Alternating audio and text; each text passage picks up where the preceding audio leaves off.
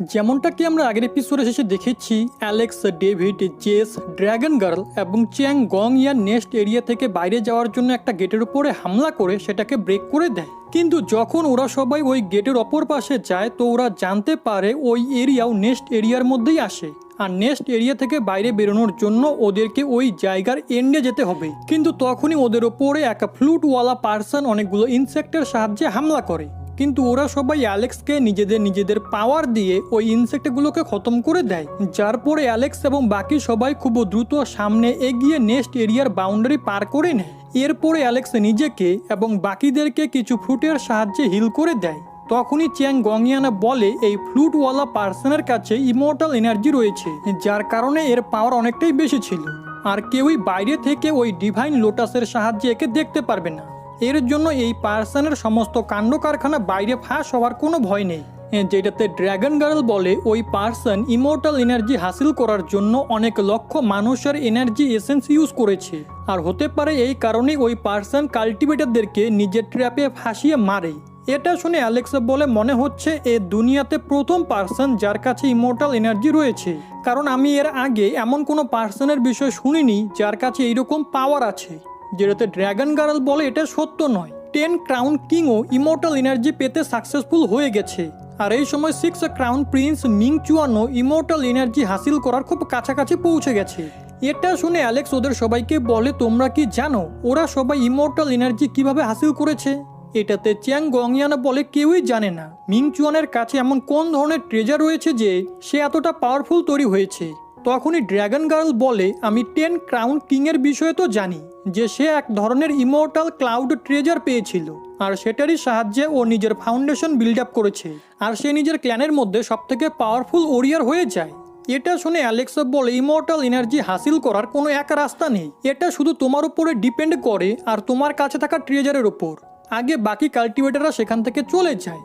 এরপরে Alex golden ফার্নেসের ভিতর থেকে শপকিপার দাও ইচেন এবং জেসকে বাইরে বের করে, যে এতক্ষণে হিল হয়ে গিয়েছিল। এরপরে ওই শপকিপার অ্যালেক্সকে জিজ্ঞেস করে আমরা কি নেক্সট এরিয়া থেকে বাইরে বের হয়ে গেছি, যেটাতে অ্যালেক্স বলে হ্যাঁ। তো জেস অ্যালেক্সকে জিজ্ঞেস করে তুমি কি ওই সমস্ত ইনসেক্ট এবং ওই ফ্লুটওয়ালা পার্সনকে হারিয়ে দিয়েছো? এটা শুনে অ্যালেক্স বলে আমি শুধু ওইসব ইনসেক্টদের হারিয়েছি, যার পরে আমরা বেঁচে ওই জায়গা থেকে বাইরে বের হয়ে এসেছি। এটাতে জেস অ্যালেক্সকে বলে এখন তোমার আগের প্ল্যান কি? তো অ্যালেক্স বলে আমি এখন ইমর্টাল এনার্জি পাওয়ার চেষ্টা করব। যেটাতে ইচেনে বলে ওই এনার্জি পেতে তো অনেক বছর সময় লেগে যায়। তো অ্যালেক্স বলে আমার কাছে অত সময় নেই, আমাকে যত দ্রুত সম্ভব নিজের ভিতর থেকে ইমপিউরিটি বের করতে হবে, যাতে আমি একটা গোল্ডের মতো উজ্জ্বল হতে পারি। তার উপরে আমি এটাও চাই না আজকের পর আমাকে এইরকম এক্সপিরিয়েন্স আবারও ফেস করতে হয়। এটা শুনে জেস অ্যালেক্সকে বলে ঠিক আছে ব্রাদার, আমিও ফিউচারে ইমর্টাল এনার্জি হাসিল করার চেষ্টা করব, কিন্তু এখন আমাকে এখান থেকে যেতে হবে।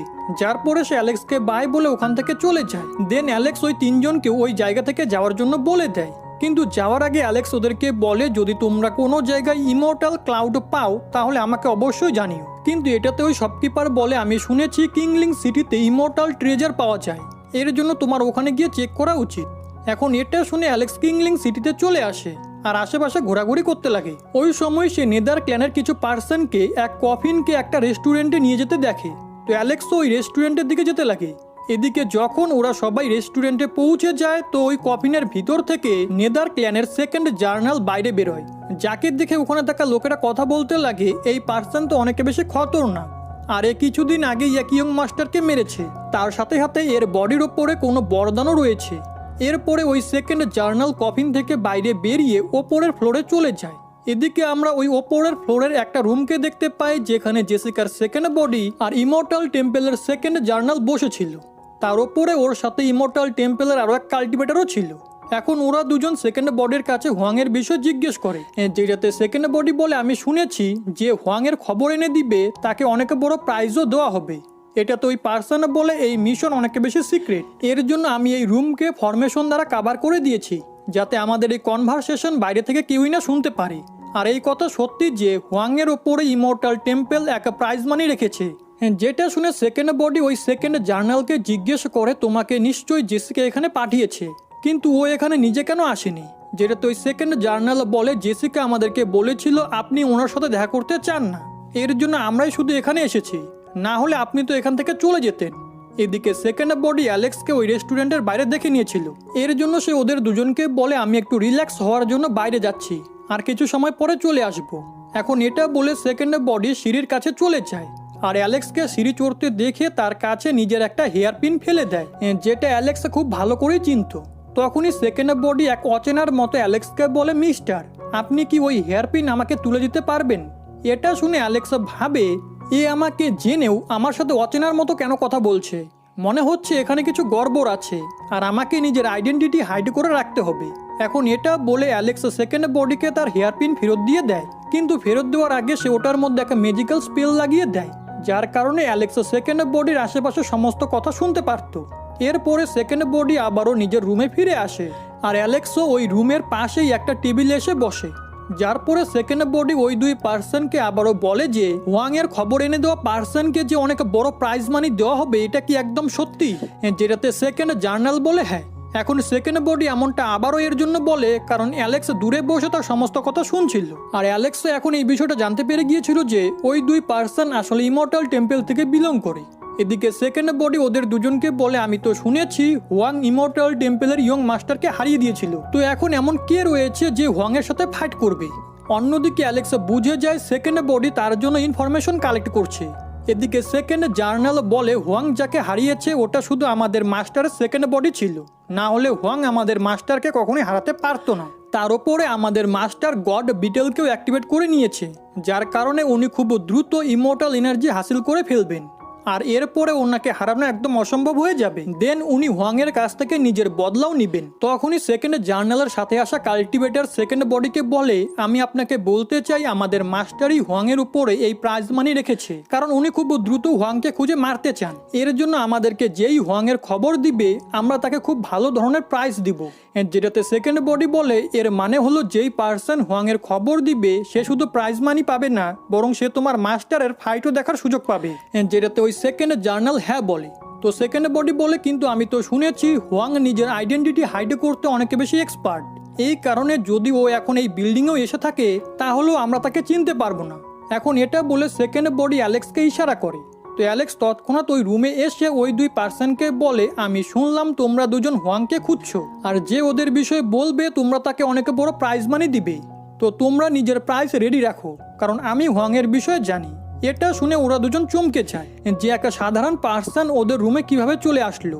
যেটাতে অ্যালেক্স ওদেরকে বলে তোমরা আমাকে আন্ডার এস্টিমেট করো না, আমিও মোটামুটি একটু পাওয়ারফুল, এর জন্য আমাকে দ্রুত 100 হোলি পিল এবং 10 ডেমিগড লেভেল পিল দিয়ে দাও, আর আমি তোমাদেরকে হোয়াং এর আড্ডার বিষয় বলে দিব। যেটাতে ওরা দুজন অ্যালেক্সকে বলে তুমি ইমর্টাল প্যালেসের লোকেদের সামনে এভাবে নিজের ডিমান্ড রাখছো, মনে হচ্ছে তোমার মধ্যে অনেক সাহস রয়েছে। যেটাতে অ্যালেক্স ওদেরকে বলে তোমরাও আমার কথা না শুনে নিজেদের মাস্টারের অর্ডারকে উপেক্ষা করছো। এটা শুনে ওই সেকেন্ড জার্নাল নিজের সাথীকে টেলিপ্যাথি থ্রু বলে একবার আমরা এর কাছ থেকে ইনফরমেশন পেয়ে যাই, তারপরে একে আমরা খতম করে ফেলবো। দেন সে অ্যালেক্সকে বলে আমরা এই ডিলের জন্য রেডি, কিন্তু আমাদের কাছে এখন এই মুহূর্তে এতগুলো পিল নেই। যেটাতে অ্যালেক্স এটা বলে ওই রুম থেকে বাইরে যেতে লাগে যে ঠিক আছে তাহলে আমি এই ডিল ক্যান্সেল করে দিচ্ছি।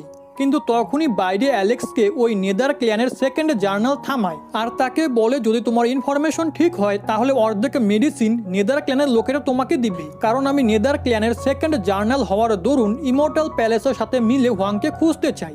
এখন এটা শুনে অ্যালেক্স ওদের সবাইকে বলে যদি আমি মেডিসিন পাই তাহলে আমি ইনফরমেশন দেওয়ার জন্য রেডি, কিন্তু হোয়াংকে খুঁজে পাওয়ার সাথে সাথেই তোমাদেরকে ওকে মারতে হবে, না হলে ও বদলা নেওয়ার জন্য আমার পিছনে আসতে পারে। এখন কিছু সময় পরে ওরা সবাই মেডিসিন এনে অ্যালেক্সকে দিয়ে দেয়, কিন্তু এমনটা করার সময় ওরা অ্যালেক্সকে বলে যে যদি তোমার ইনফরমেশন ভুল হয় তাহলে আমরা তোমাকে প্রাণে মেরে ফেলবো। যেটাতে অ্যালেক্স ওদেরকে বলে আমার তোমাদের ওপরে একদমই বিশ্বাস হচ্ছে না যে সঠিক ইনফরমেশন দেওয়ার পরেও তোমরা আমাকে প্রাণে মেরে ফেলতে পারো, এর জন্য আমি ইনফরমেশন শুধু তোমাদের মাস্টারকেই দিব। এটা শুনে ইমর্টাল টেম্পলের সেকেন্ড জার্নাল রেগে যায় আর বলে তুমি আমাদের সাথে খেলার চেষ্টা করছো। তো অ্যালেক্সও বলে হোয়াং অনেক বেশি পাওয়ারফুল, আর আমি এভাবেই কাউকে ওর ইনফরমেশন দিতে পারবো না। তখনই সেকেন্ড বডি অ্যালেক্সের এই কথাকে সাপোর্ট করে বলে এই ছেলে একদম ঠিক বলছে, এই কথাটা তোমাদের মধ্য থেকে কাউকে গিয়ে নিজের মাস্টারকে বলা উচিত। এখন সেকেন্ড বডির এই কথা শুনে ওই সেকেন্ড জার্নাল নিজের সাথীকে ইয়ং মাস্টারের কাছে পাঠিয়ে দেয়, কিন্তু অ্যালেক্স ওর পিছনে গডস্টোনকে লাগিয়ে দেয় যাতে সে চঙের আসল ঠিকানা জানতে পারে। একটু সময় পরে অ্যালেক্স সেকেন্ড বডির কাছে গিয়ে বসে পড়ে আর তাকে বলে আপনার মতো সুন্দরী মেয়ে কি আমার সাথে একটা ড্রিঙ্ক করবে, যেটা তো ওই সেকেন্ড জার্নালে বলে হতে পারে তুমি আমাদেরকে ইনফরমেশন দিচ্ছ, কিন্তু তোমার নিজের সীমাটা জানা উচিত। তুমি এভাবেই কোনো রয়্যাল লেডিকে ড্রিঙ্ক করার জন্য ইনভাইট করতে পারো না। কিন্তু সেকেন্ড বডি ড্রিঙ্ক করার জন্য মেনে যায়। ওই সময় সেকেন্ড জার্নালের সাথী ওই জায়গায় এসে সেকেন্ড জার্নালের কানে কিছু একটা বলতে লাগে। এদিকে গডস্টোন চং এর ঠিকানার বিষয় জানতে পেরে গিয়েছিল। তখনই ওই সেকেন্ড জার্নাল বলে, যদি তোমার খাওয়া দাওয়া হয়ে থাকে তাহলে এখন আমাদের সাথে চলো, কারণ আমাদের মাস্টার তোমাকে ডেকেছে। যেটাতে অ্যালেক্স বলে, ইনফরমেশন যখন আমি দিচ্ছি তো তোমাদের মাস্টারকে এখানে আসা উচিত। এটা শুনে ওরা দুজন অনেক বেশি রেগে যায়। কিন্তু তখনই অ্যালেক্স ওয়েটারকে ডেকে বলে, যদি আমি নিজে থেকে কোনো বিস্ট আপনাকে দেই তাহলে আপনি কি সেটা আমাকে রান্না করে দিতে পারবেন? তো ওই ওয়েটার এর জন্য মেনে যায়। যার পরে অ্যালেক্স সেকেন্ড জার্নালকে বলে, তোমার কাছেও তো বার্ড বিস্টের বডি রয়েছে তাই না? তো চলো আজকে তোমাকেই রান্না করব। এটা শুনে ওই সেকেন্ড জার্নালের রাগের কোনো সীমাই থাকে না। আর সেকেন্ড জার্নালের সাথী অ্যালেক্সকে বলে, এখন আমরা নিজেদের মতো করেই তোমার কাছ থেকে ইনফরমেশন বের করব। এদিকে অ্যালেক্স সেকেন্ড বডিকে কিছুক্ষণ সময় অপেক্ষা করতে বলে রেস্টুরেন্ট থেকে বাইরে চলে আসে, যেখানে বাইরে আসার পরে ওই সেকেন্ড জার্নাল অ্যালেক্সের ওপরে হামলা করে। তো অ্যালেক্স ওইসব হামলা থেকে বেঁচে তাকে বলে, আমার খাবার তো দেখছি মারা যাওয়ার আগে খুব বেশি ছটফট করছে। এটা শুনে ওই সেকেন্ড জার্নাল আরো বেশি রেগে যায়। কিন্তু তখনই অ্যালেক্স ওই সেকেন্ড জার্নালকে নিজের এক লিফ ট্রেজারের সাহায্যে খুব সহজেই মেরে ফেলে, যেখানে মারা যাওয়ার পরে ওই সেকেন্ড জার্নালের বডি এক বার্ড বিস্টে বদলে গিয়েছিল। এখন ওকে দেখে অ্যালেক্স বলে, সাইড ডিশ তো রেডি হয়ে গেছে, এখন শুধু মেন ডিশের পালা। কিছু সময় পরে ওই সেকেন্ড জার্নালের সাথে আরো কিছু কাল্টিভেটারদেরকে নিয়ে সেখানে আসে আর অ্যালেক্সকে বলে, প্রথমত তুমি আমাদের কাছ থেকে অনেকগুলো অ্যালেক্সিয়ান নিয়েছো, তার উপরে তুমি আমাদেরকে ঠিকঠাক ইনফরমেশনও দিচ্ছ না, মনে হচ্ছে তুমি মরতে চাও। এখন ওই সাথী নিজের লোকেদেরকে অ্যালেক্সের উপরে হামলা করতে বলে, কিন্তু অ্যালেক্স নিজের রিইনকার্নেশন তলোয়ারের সাহায্যে এক এক করে ওদের সবাইকে খুব সহজেই মেরে ফেলে। এটা দেখে ওই সাথী অ্যালেক্সকে বলে, তুমি আসলে কে আর তুমি এতটা পাওয়ারফুল কিভাবে হতে পারো? কিন্তু এটাতে অ্যালেক্স তাকে বলে, তোমাকে তো সেকেন্ড বডি আগেই বলেছিল যে যদি তোমার সামনে হোয়াং থাকে তাও তুমি ওকে চিনতে পারবে না। এখন এটা শুনে ওই সাথী বুঝতে পেরে যায় যে অ্যালেক্সই হোয়াং, আর এই বিষয়টা সেকেন্ড বডিও আগে থেকেই জানতো। এর জন্য ওই সাথী সেকেন্ড বডিকে গালি দিতে লাগে, যেটাতে অ্যালেক্স তাকে বলে, মনে হচ্ছে তোমার প্যারেন্টস তোমাকে সংস্কার শেখায়নি, কিন্তু কোনো ব্যাপার না, আজকে আমি তোমাকে সবকিছু শিখিয়ে দিব। যেটা বলে অ্যালেক্স ওই সাথীর কাছে গিয়ে তাকে এক খুবই পাওয়ারফুল পাঞ্চ মারে, যার কারণে ওই সাথী পিছনে গিয়ে পড়ে যায়। এরপরে অ্যালেক্স ওই সাথীর ওপরে নিজের থান্ডার পাওয়ারের সাহায্যে হামলা করে, যেই হামলার কারণে ওই সাথীর খেল খতম হয়ে যায়। কিন্তু তখনই সেখানে নেদার ক্ল্যানের সেকেন্ড জার্নাল চলে আসে আর অ্যালেক্সকে পিছন থেকে মারার চেষ্টা করে, কিন্তু সেকেন্ড বডি সময় থাকতেই অ্যালেক্সকে বাঁচিয়ে নেয়। আর ওই সেকেন্ড জার্নালকে বলে, তুমি তো দেখছি এক নম্বরের ভীতু, যে পিছন থেকে লোকেদের উপরে অ্যাটাক করো। এটা শুনে ওই সেকেন্ড জার্নাল অনেক বেশি রেগে যায় আর সেকেন্ড বডিকে মারার জন্য তার উপরে নিজের বুল টেকনিকের সাহায্যে হামলা করে, কিন্তু সেকেন্ড বডি নিজের ব্লু ফায়ারের সাহায্যে ওই অ্যাটাক থেকে বেঁচে যায়। এরপরে সেকেন্ড বডি ওই জার্নালের ওপরে নিজের ব্লু ফায়ারের সাহায্যে হামলা করে, যার কারণে ওই সেকেন্ড জার্নাল অনেকে বেশি ইনজোর্ড হয়ে যায় আর বলে, এই ব্লু ফায়ারের কারণে মনে হচ্ছে আমি মারা যাবো, কিন্তু মারা যাওয়ার আগে আমি তোমাকেও জীবিত ছাড়বো না। যার পরে ওই সেকেন্ড জার্নাল একটা ট্রেজার বাইরে বের করে আর ওখানে থাকা সমস্ত ইমর্টাল টেম্পলের কাল্টিভেটরের বডি থেকে এনার্জি বের করে নিজের বডির মধ্যে ট্রান্সফার করে নেয়, যার কারণে ওই সেকেন্ড জার্নাল অনেকে বেশি পাওয়ারফুল হয়ে যায়। এরপরে সে এক খতরনাক মনস্টার ফেস বানিয়ে সেটা সেকেন্ড বডির দিকে পাঠায়। তো সেকেন্ড বডি ব্লু বার্ড টেকনিকের সাহায্যে ওই ফেসকে ব্লক করার চেষ্টা করে, কিন্তু সে এটাতে সাকসেসফুল হচ্ছিল না। ওই সময় সেকেন্ড জার্নাল ওই ফেসের পাওয়ার আরো বেশি বাড়িয়ে দেয়, যার কারণে ওই অ্যাটাক সেকেন্ড বডিকে হিট করে ফেলতো কি তখনই সেখানে অ্যালেক্স এসে ওই অ্যাটাককে ব্লক করে ফেলে আর নিজের থান্ডার আর্মার পরে ওই সেকেন্ড জার্নালকে বলে, মনে হচ্ছে মেয়েদের সাথে কিভাবে আচরণ করতে হয় তুমি সেটা জানো না। যার পরে অ্যালেক্স নিজের ড্রাগনের সাহায্যে ওই সেকেন্ড জার্নালের উপরে অ্যাটাক করে, যে ড্রাগন ওই সেকেন্ড জার্নালকে একটা টর্নেডোর মধ্যে ফাঁসিয়ে মেরে ফেলে। এরপরে অ্যালেক্স সেকেন্ড বডিকে বলে, ব্লু ফ্লেমের সাথে তুমি আগের থেকে অনেক বেশি পাওয়ারফুল হয়ে গিয়েছো, কারণ তুমি আগে এত খতরনাক অ্যাটাককে ব্লক করতে পারতে না।